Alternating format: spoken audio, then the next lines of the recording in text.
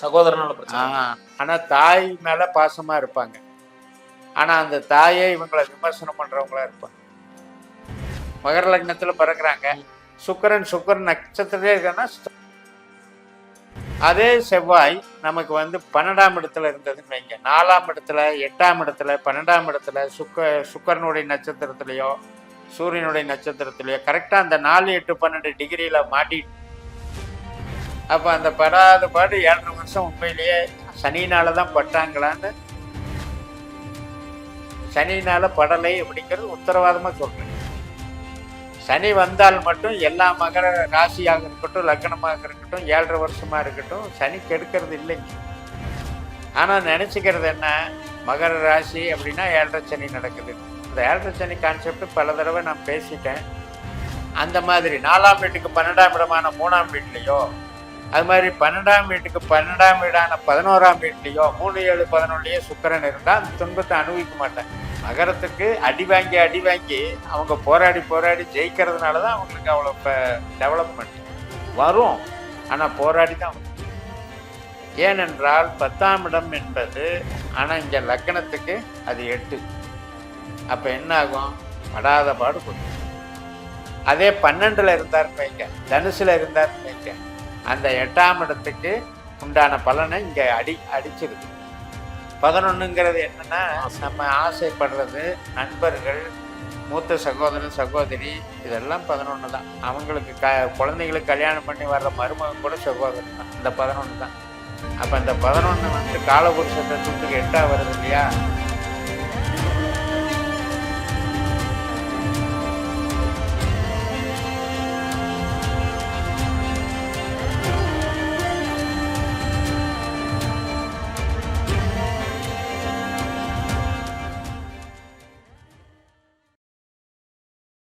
வணக்கம் நேயர்களே, நான் உங்கள் மணிகண்டன் பிரபாகரன். பக்தி யுகம் சேனல் மூலியமா உங்க சந்திக்கல மிக்க மகிழ்ச்சி. இன்னைக்கு சீஃப் கெஸ்டா யாரும் வந்திருக்காங்க பாத்தீங்கன்னா, நம்ம JMS சந்திரமொழி ஐயா தான் வந்திருக்காங்க. ஃபர்ஸ்ட் ஆஃப் ஆல் அவர் வெல்கம் பண்ணிடலாம். வணக்கம் ஐயா. வணக்கம். எப்படி இருக்கீங்க? நல்லா இருக்கு. சூப்பர். கடந்த வீடியோ வந்து ஜோதிடம் பத்தி சொல்லியிருந்தீங்க, அதுவும் ரொம்ப சயின்டிபிக்காவே சொல்லியிருந்தீங்கன்னு சொல்லலாம். உங்களுடைய கேள்விகளினுடைய தாக்கம் தான் ஐயா. மக்கள் சொல்றதையே நான் கேட்கறேன், நான் போடுற கமெண்டான விஷயம் தான் உங்களுக்கு கேட்கறேன். அதுவும் என்னன்னா சூட்சமம் என்னன்னா, நீங்க நேரா அந்த நட்சத்திரத்துல இருக்கிற விஷயங்கள் சொன்னது வந்து அல்டிமேட்டா இருந்துச்சு. ஏன்னா அதுதான் இயக்குது, அதனாலதான் நீங்க இப்படி இயங்குறீங்க அப்படின்னு சொன்ன விஷயம் வந்து ஒரு ஆணித்தரமான விஷயம் இருக்கு. ஸோ அந்த வகையில நீங்க நம்ம கடைசியா பார்த்துட்டு இருக்க இந்த சீரீஸ்ல மகரம் லக்னப்படி பார்த்துட்டு இருந்தோம். அந்த வகையில வந்து மகர லக்னம் அப்படின்னு சொல்லும் போது நிறைய பேத்துக்கு இருக்கிற கேள்விகள், மகரம்னாலே பொதுவா வந்து ராசியா இருந்த வந்து லக்னமா ஏன் இவ்வளவு சோதனைகள், ஏன் இவ்வளவு வேதனைகள் மாதிரி இருக்காங்க? ஏன்னா சனியோட கரவுத்துல பிறந்தனால இவங்களுக்கு அனுபவம். காலபுருஷ தத்துவத்துக்கு அவர் வந்து 10ஆம் வீடு மகரம், கர்ம வீரனாக இருக்கிறார். கர்மஸ்தானத்துக்கு காலபுருஷ தத்துவத்திலே அதுதான். அதனால உலகத்தில் உள்ள அனைத்து உயிர்களுக்குமே பிரபஞ்சத்துக்குமே அந்த மகரத்தினுடைய தன்மை என்ன சொல்லுதுன்னா, டெடிகேஷன், உழைப்பு, அர்ப்பணிப்பு, அதன் மூலம் வந்து நம்மளை தியாகம் பண்றதுன்னு அர்த்தம். அதனாலதான் அந்த மகரத்துக்கு அவ்வளவு இது. அதுலதான் அப்பா அம்மா சகோதரன் 3 பேர் இருக்காங்க மகரத்துக்குள்ள. யாருன்னா உத்திராடமா சூரியன் இருக்காரு, திருவோணமா சந்திரன் இருக்காரு, செவ்வாய் வந்து அவிட்டமா இருக்காரு. இது யாரு? சூரியன்னா தந்தை, சந்திரன்னா தாய், செவ்வாய்னா சகோதரன். அப்ப இதனுடைய பூமி தத்துவம், இந்த மகரம் வந்து பூமி தத்துவம், பூமி ராசி. அது 10ஆம் இடமா வர்றதுனால இருக்கிறதுலயே 10ங்கிறது தாங்க பதவி, புகழ், உச்சம். வாழ்க்கையில வந்து டாமினேட்டிங், நான் வந்து நினைச்சதை அடைஞ்சிட்டேன் அப்படின்னு சொல்லக்கூடிய இடம் 10. அதனால கௌரவம், அந்தஸ்து, ஒரு தனி மனிதனுக்காகட்டும் ஒரு நாட்டுக்காகட்டும் தலைமை தாங்கக்கூடிய அமைப்பை உருவாக்குறதே இந்த 10ஆம் இடம் தான். அதனால சோதனைகளை கண்டு ஜெயிச்சவங்க தான் சாதனை படைப்பாங்க. அப்படி இல்லாம நீங்க மகரத்தை வந்து பரிதாபப்படுறதுக்கு அங்க ஒண்ணும் இல்லை. மகரத்துக்கு அடி வாங்கி அவங்க போராடி ஜெயிக்கிறதுனாலதான் அவங்களுக்கு அவ்வளவு டெவலப்மெண்ட் வரும். ஆனா போராடி தான் வரும். ஏனென்றால் 10ஆம் இடம் என்பது எல்லாத்தையும் சந்திச்சுதானே நீங்க ஒருத்தர் ஆளுமை திறன் பண்ண முடியும். அந்த அளவுக்கு அது பவர்ஃபுல்லா இயங்குது. இப்ப நீங்க மகரம் சொன்னீங்க, இப்ப மகரத்துல 3 நட்சத்திரம் சொல்லிட்டீங்க, தாய் சொன்னீங்க, தந்தை சொன்னீங்க, சகோதரர் சொல்லிட்டீங்க. இப்ப இந்த 3த்துலயே வேரியேஷன்ஸ் இருக்கு. ஆமா. அப்படி இருக்கும்போது இந்த வந்து திருவோணம் சொன்னீங்க இல்லையா, திருவோணம் வந்து எந்த குணாதிசயங்கள் படைச்சது? நான் வரிசையாவே சொல்லிடுறேன். இப்ப வந்து சூரியன் அப்படிங்கிறது உத்திராடம். அந்த உத்திராடம் அப்படின்னு எடுத்துட்டீங்கன்னா கவர்மெண்ட்டை குறிக்குது. சூரியன்னாலே கவர்மெண்ட். அதே மாதிரி ஒரு தலைமை பண்பு, தலைமை பொறுப்பு, ஒரு இன்சார்ஜ் எடுத்து நிறைவேற்றுறது, இதையெல்லாம் சூரியன் வச்சிருக்காரு. அப்ப இந்த லக்னத்தினுடைய தன்மை என்ன அப்படின்னா, ஏதாவது ஒரு டாமினேட் பண்ணி நம்ம ஒரு வழி நடத்துற குணம் இருக்கும். உத்திராடத்துல பிறந்தவங்களுக்கு உத்திராடத்தினுடைய தன்மையே வந்து அந்த லீடிங் பர்சனாலிட்டிக்கு கொண்டு போயிடும். ஆனால் போராடுவாங்க. காரணம் என்ன? அந்த லக்னத்துக்கு நேர் 8ஆம் வீடு தான் சிம்ம லக்னம், சூரியனுடைய சொந்த வீடு. அதனால அந்த லக்னத்துல பிறந்தவங்க போராடிதான் ஜெயிச்சாகணும். 8ஆம் இடம் என்பது கடுமையான உழைப்பு, தியாகம், போராடுதல், இதையெல்லாம் சந்திச்சு தான் வரணும். அதுல யோகம் எப்படி வரும்னா சூரியன் இருக்கிற இடத்தை பொறுத்து வரும். எல்லாருக்கும் எல்லாம் கிடைச்சிட்டாதான் நம்ம எல்லாருமே ஒரே ஃபார்முலாவில் போயிடலாமே. அது சூரியன் வித்தியாசப்படுறதுனால தான் அது கிடைக்கிறது இல்லை. இப்போ உதாரணத்துக்கு இந்த சூரியன் வந்து கெடுதல் செய்யணும்னா 8லயே இருந்தால் கெடுதல் பண்ணிடும். இப்போ உத்திராடத்தில் பிறக்கிறாங்க இல்லையா, மகர லக்னத்தில் சூரியன் 8ல் இருக்காரு அப்படின்னு வச்சுக்கோங்க. நம்ம என்ன சொல்லுவோம் பாரம்பரியத்தில், சூரியன் ஆட்சி அப்படின்னா நல்ல ஜாதகம் அப்படின்னு சொல்லுவோம். ஆனால் இங்கே லக்னத்துக்கு அது 8. அப்போ என்ன ஆகும்? படாத பாடுபடும்.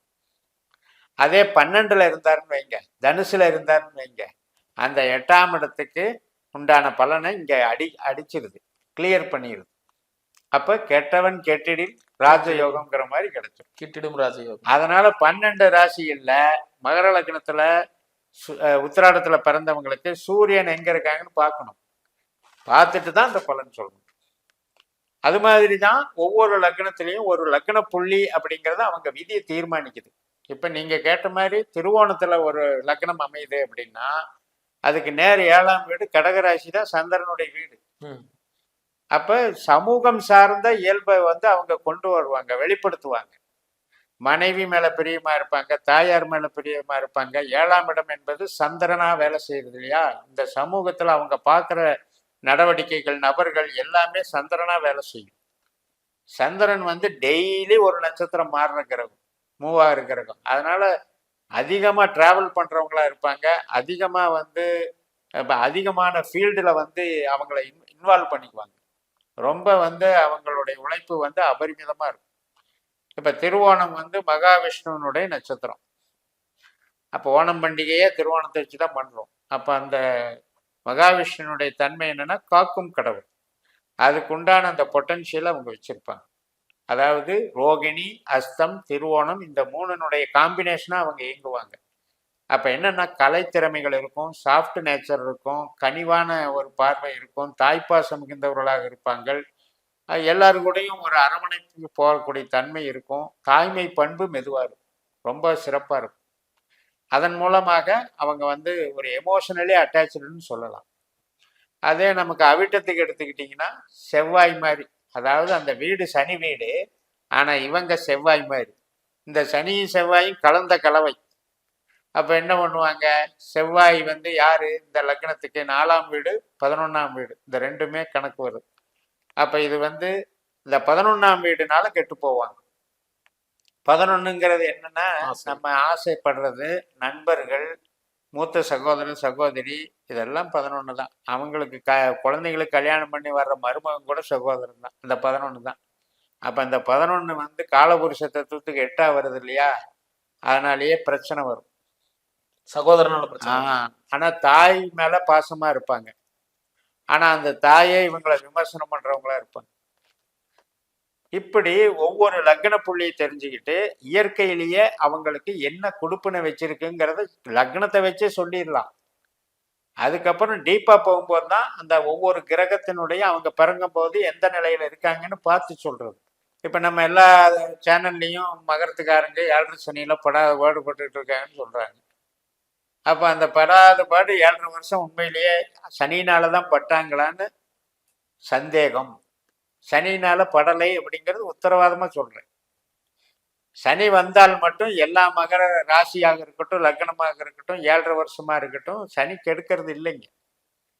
ஆனா நினைச்சுக்கிறது என்ன, மகர ராசி அப்படின்னா 7.5 சனி நடக்குது.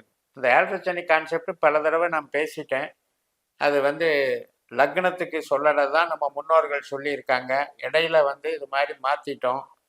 இப்போ நம்ம லக்னத்துக்கு 4ஆம் இடத்துல சனி வந்தால் நல்லதில்லை மேஷத்தில். அதே மாதிரி 8ஆம் இடத்துல சிம்மத்தில் சனி வந்தால் நல்லதில்லை. 12ஆம் இடத்துல தனுசுல வந்தால் நல்லதில்லை.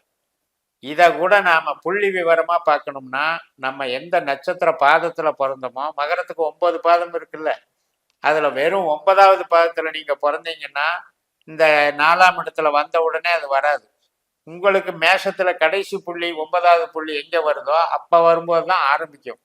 இது மாதிரி டிகிரி பார்த்து தான் இந்த சனியை 4, 8, 12 பார்க்கணுமா ஒழிய இந்த லக்னத்தை கிராஸ் பண்ணுறதோ ராசியை கிராஸ் பண்ணுறதோ சனியினுடைய தொந்தரவு ஒருபோதும் வராது. அப்போ அந்த தொந்தரவு ஏற்படுறதுக்கு தசாபுத்தியில தான் காரணம். தசாபுத்தியில இவங்களுக்கு பாவகாரகம் காரணம். இப்ப இந்த ஜோதிடத்திலேயே என்ன நமக்கு வந்து அட்வான்ஸ்டு அப்படின்னா பாவகாரகத்தை பிரிச்சு எடுக்கிறது தான். அந்த வேலையை செய்யாம ஒரு கெட்ட கிரகம் ஒரு நல்ல கிரகம் இதை வச்சே ஜோதிடத்தை ஓட்டுனதுனாலதான் வந்த பிரச்சனை. இப்ப மகர லக்னம்னே வச்சுக்கோங்க, ஒரு 100 கோடி பேர் இருப்பாங்க. அப்ப எல்லாருக்குமே அந்த சனி வந்து அவங்கள வறுமையில வீழ்த்திட்டாங்களா, இல்ல தொழில் கெட்டு போச்சா, எல்லாமே கஷ்டப்பட வச்சிருச்சா, யோசிச்சு பாருங்க. 100 கோடி பேருக்கு அது நடந்திருக்குமா? நினைச்சு பார்க்கவே முடியாது. அதனால பெயர்ச்சிக்கும் நம்மளுடைய சம்பவ நிகழ்வுகளுக்கும் சம்பந்தமே இல்லை. அதுல வந்து புள்ளி இருக்கு இல்லைங்களா? இப்ப நான் சொன்ன மகர லக்னத்துக்கு 8ஆம் வீடு எதுன்னா சிம்மம். இப்ப நீங்க வந்து உத்திராடத்துல 2ஆம் பாதத்துல பிறக்கிறீங்கன்னா முதல் புள்ளியில பிறக்கிறீங்கன்னு அர்த்தம். அது மாதிரி உங்க 8ஆம் வீடு இருக்கு இல்லையா சிம்மம், அதுல வந்து மகம் 1ஆம் பாதம் வந்து அந்த கேது வந்து இவங்களை கெடுக்குது. அந்த கேதுக்கு என்ன தன்மை அப்படின்னா ஆயுளை கெடுக்கிறது, சிந்தனையை கெடுக்கிறது, சுகவீனப்படுத்துறது, ஒரு ஆரோக்கியத்தை கெடுத்து ஆப்ரேஷன் பண்ண வைக்கிறது, பொருளாதார நஷ்டத்தை உண்டு பண்றது. இத்தனை வேலைக்கு அந்த கேதுக்கு பவர் இருக்கு. ஆனா நம்ம இது வரைக்கும் பாரம்பரியத்துல 8ஆம் அதிபதி சூரியன் நினைச்சிட்டு இருப்போம். அப்படி கிடையாது. இது டெப்தா போகணும். போகும்போது கேது தான் நம்மளுக்கு கஷ்டப்படுத்துறாரு. இதை நீங்க திருவோணத்துல பிறந்திருக்கோம் அப்படின்னா அது வந்து கேதுல இருந்து இதுக்கு மாறிடும், பூரத்துக்கு, சிம்மராசியில. அப்ப அந்த புள்ளி மாறும்போது 8ஆம் வேலையை செய்யற கிரகம் மாறிடுது, சுக்கரனா மாறிடுது. அப்ப அந்த சுக்கரனுடைய தசாபுத்தி அந்தரன் நடக்கும்போது சுக்கரன் கெட்டு இருந்தால் இவங்களுக்கு பிரச்சனையை அனுபவிப்பாங்க. இப்ப நான் சொன்ன இந்த 3 சைக்கிளையும் பிரிச்சு பாருங்களேன். இப்ப மகர லக்னத்துக்கு 4ஆம் இடத்துல மேசராசியில சுக்கரனுடைய நட்சத்திரம் இருக்கு, 8ஆம் இடத்துலயும் சுக்கரனுடைய நட்சத்திரம் இருக்கு, 12ஆம் இடத்துலயும் சுக்கரனுடைய நட்சத்திரம் இருக்கு. இந்த 4, 8, 12 தான் ஆகாதுன்னு சொல்றேன். அப்ப இந்த ஆகாத கிரகம் வந்து திசாபுத்தி வரும்போது அவங்க அனுபவிப்பாங்க. அதுக்கு வந்து சப்ப கட்டி 7.5 போட்டு தாக்குறாங்க. இது எந்த விதத்துல நியாயம்? சரி, நீங்க சொன்னீங்க இப்ப 8ஆம் இடம் சொல்லிட்டீங்க. இப்ப திருவோணத்துக்கு சொன்ன மாதிரி இப்ப 8ஆம் வந்து சுக்கரன் வராரு. சுக்கரன் வந்து என்ன மாதிரி இன்னொரு தராரு? 8ஆம் இடம் வலுத்துது, அந்த தசாபுத்தி ஆரம்பிச்சதுன்னு வைங்க, 20 வருஷம் ஆரம்பிக்குதுன்னு வைங்க. அப்ப வந்து இவங்களால டெவலப் பண்ண முடியாது ஒரு ஹெல்த். இப்ப அந்த சுக்கரன் எங்க இருக்குன்னு பார்க்கணும். இப்ப சுக்கரன் நட்சத்திரத்திலே இருந்துட்டாருன்னு வைங்க, மகர லக்னத்துல பிறகுறாங்க, சுக்கரன் நட்சத்திரத்திலே இருக்காருன்னா ஸ்ட்ராங்கா செய்வார். நான் சொன்ன மாதிரி 8ஆம் இடத்துக்கு 12ஆம் இடமான 7ஆம் வீட்லயோ, அந்த மாதிரி 4ஆம் வீட்டுக்கு 12ஆம் இடமான 3ஆம் வீட்லயோ, அது மாதிரி 12ஆம் வீட்டுக்கு 12ஆம் வீடான 11ஆம் வீட்லயோ 3, 7, 11லயே சுக்கரன் இருந்தா அந்த துன்பத்தை அனுபவிக்க மாட்டாங்க. கெட்டவர் தான், ஆனா அவரு கெட்டு போயிடுறாரு.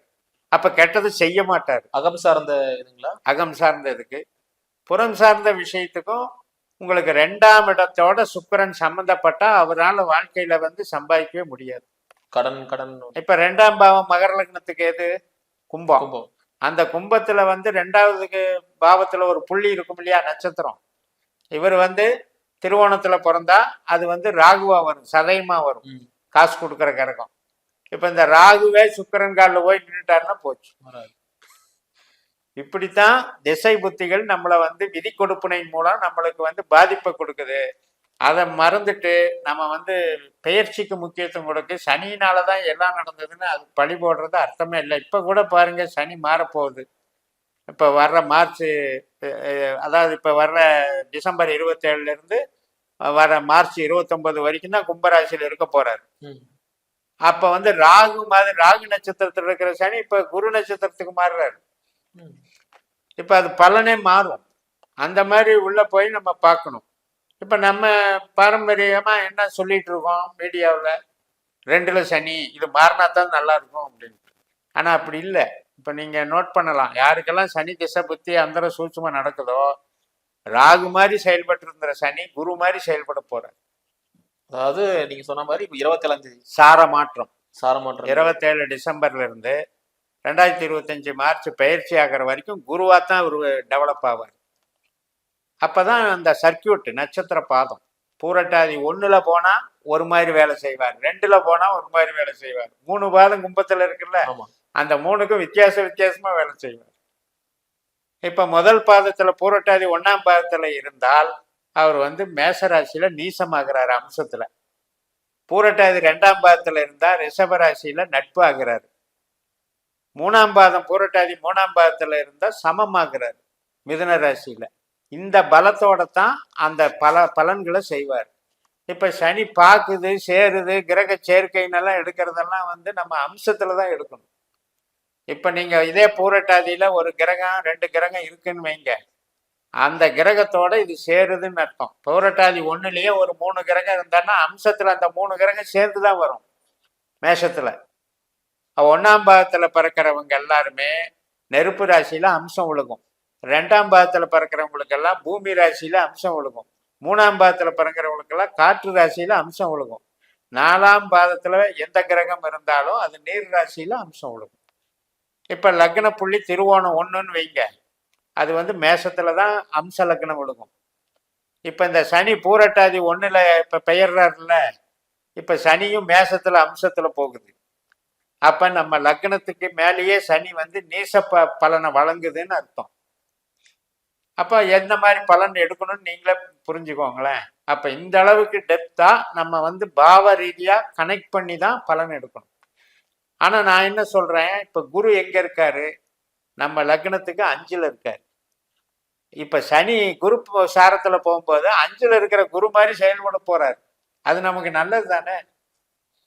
இது மேலோட்டமான பார்வை. அந்த 5ஆம் இடம் அப்படிங்கிறது சுபகாரியங்கள் நடத்துறதுக்கும் நம்ம ஆரோக்கியத்துக்கும் கஷ்ட நஷ்டத்துல இருந்து விடுபடுறதுக்கும் நமக்கு வந்து ஒரு தெளிவு ஞானம் ஒரு பக்தி இது மாதிரி ஒரு குடும்ப உறவுகள்ல மகிழ்ச்சி குழந்தை பேரு திருமணம் இதெல்லாம் நடத்தி கொடுக்கறதுக்கும் குரு வந்து சனி மூலமா வேலை செய்யறாரு. நடக்கிறது சனி திசை புத்தி அந்தரமா இருக்கும், ஆனா அவர் குருவனுடைய பலனை தந்துட்டு இருக்காருன்னு சொல்ல வர. இந்த அவிட்டத்துல இருக்கிற 2 பாதையும் சொல்லிருக்கீங்க. அவிட்டம் 1, 2 பாதங்கள் மகர ராசியில இருக்கு. இப்ப அந்த செவ்வாய் அப்படிங்கிறது இவங்க பிறக்கும் போது எங்க இருக்குன்னு பார்க்கணும். இப்ப பார்த்தோம்னா ஜென்ரலா சனி வீட்டுல செவ்வாய் அப்படின்னாவே கொஞ்சம் முரட்டு சுபாவம். செவ்வாய் லக்ன புள்ளியா வந்தாலே ஒரு விளையாட்டுகள்ல ஆர்வம், ஒரு பாடி மெயின்டெனன்ஸ்ல ஒரு ஈடுபாடு, துணிச்சல், தைரியம். இப்ப உதாரணத்துக்கு போலீஸ் மிலிட்ரி இப்படி நினைச்சுக்கணும். அந்த மாதிரி அவங்களுடைய பிஹேவியர் மாறிடும். அந்த முரட்டு சுபாவத்தை கொடுத்துரும், துணிச்சலும் கொடுக்கும். ஆனால் அந்த செவ்வாய் வந்து நம்ம பறக்கும்போது ஜாதகத்துல சொந்த நட்சத்திரத்துல இருந்தா பலம் அதிகம். இப்ப சித்திரை அவிட்டம் மிருகசிரீஷம் இந்த 3 செவ்வாயினுடைய நட்சத்திரம். இப்ப அவிட்டத்திலேயே செவ்வாய் இருந்தாருன்னு வைங்க, லக்னமும் அதே மாதிரி இருந்ததுன்னா பெரிய விளையாட்டு வீரராகவோ டாமினேட்டிங்கான பர்சனாலிட்டியாகவோ அல்லது காவல்துறை இந்த மாதிரி இதுல பெரிய அதிகாரியாகவோ அவர் ஆளுமை திறன் மிக்க நபராக இருப்பார். ஒரு பாடி பில்டப்ல நல்லா இருப்பார்.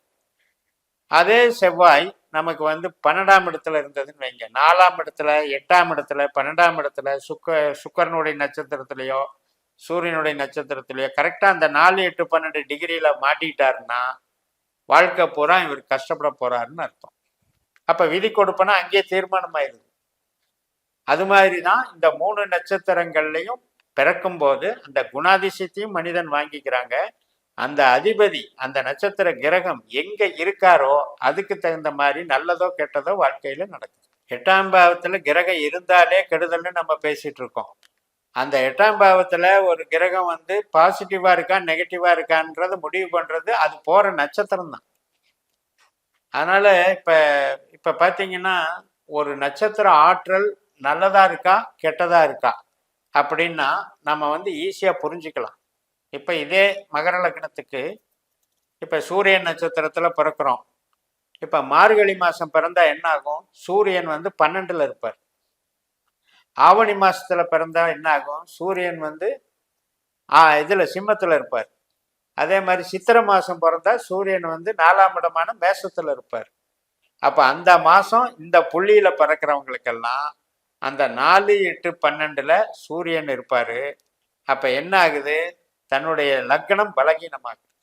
லக்னம்னா சிந்தனை, செயல்திறன், உயிர் சக்தி, அதெல்லாம் வந்து பலவீனமாகுது. ஆனா நம்ம பாரம்பரியத்துல என்ன சொல்லிட்டு இருப்போம்? சூரியன் உச்சமா இருக்கு, சூரியன் ஆட்சியா இருக்கு. அப்ப அத ஆனா அந்த அளவுக்கு லக்ன புள்ளியை பார்த்து அவங்க சொல்றது இல்லை, கிரகத்தை பார்த்து சொல்றாங்க. நான் என்ன சொல்றேன்? லக்ன புள்ளி தான் நமக்கு கிரகம், விதியை தீர்மானிக்கிற கிரகம். அந்த கிரகம் நல்ல ஸ்தான பலம் பெற்றால் வாழ்க்கை நல்லா இருக்கும். சூப்பருங்க, ரொம்ப அருமையா சொல்லியிருந்தீங்க. நேர்களே, இந்த வீடியோ உங்களுக்கு பிடிச்சிருந்தா மறக்காம லைக் அண்ட் ஷேர் பண்ணுங்க. இதே மாதிரி இன்னொரு காணொலி சந்திக்கும் வரை உங்களிடம் விடைபெறுவது உங்கள் மணிகண்டன் பிரபாகரன். நன்றி, வணக்கம். வணக்கம்.